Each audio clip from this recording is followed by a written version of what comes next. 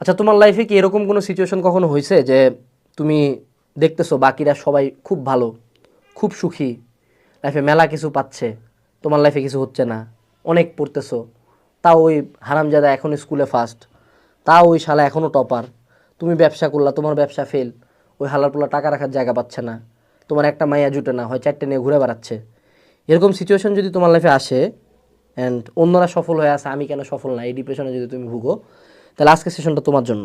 ঠিক আছে? তো আমরা সিরিয়ালি কিছু স্ট্যান্ড পয়েন্ট তোমাদের সামনে রাখবো, যেটা হয়তো বা তোমার পেইনকে লাঘব করবে না, পেইনটাকে সাথে নিয়ে আগানোর সাহস দিবে। প্রথম যে জিনিসটা মনে রাখবা সেটা হলো, কেউ সফল না, কেউ সুখী না। আল্লাহর কসম বলতেছি, আমি আমার লাইফে এই যে একটা কথা বললাম না, গরিব মানুষ সুখী, একদম মিথ্যা কথা। গরিব মানুষ ধনী মানুষের চেয়ে মেলা দুঃখী, কিন্তু ধনী মানুষের দুঃখের ফ্যাশনটা আবার আলাদা। ঠিক আছে? ধনী মানুষের দুঃখ কি গাড়িটা নষ্ট হয়েছে, গরিব মানুষের দুঃখ কি এত ভাত খাওয়ার টাকা নেই। বাট আলটিমেটলি দিন শেষে দুইটাই কি অসুখী। অর্থাৎ তোমাকে এই সোশ্যাল মিডিয়ার যুগে মানুষ বাইরে যা দেখাচ্ছে, সবাই সবার লাইফের হাইলাইট রিলটা দেখাচ্ছে, কিন্তু দিন শেষে সবাই দুঃখী।